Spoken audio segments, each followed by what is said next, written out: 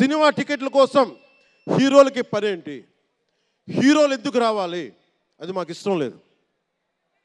మహా అయితే నిర్మాతలు రండి, ఒక ట్రేడ్ బాడీ రండి, మీ యూనియన్ రండి, మేము అది ఇచ్చేస్తాం.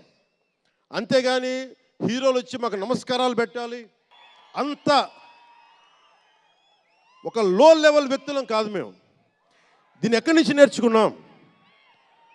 స్వర్గీయ నటరత్న ఎన్టీ రామారావు గారి దగ్గర నుంచి నేర్చుకున్నాం. మహానటుడు, ఆయనని ఎంతమంది విమర్శించినా, కోటా శ్రీనివాసరావు గారు విమర్శించినా, ఆయన ఎప్పుడన్నా యాక్ట్ చేస్తే ఆయనతో పాటు ఏం బ్రదర్ బాగున్నారు అని చెప్పి చాలా గుండెలు నిండుగా పలికే వ్యక్తి మహానుభావుడు ఎన్టీ రామారావు గారు.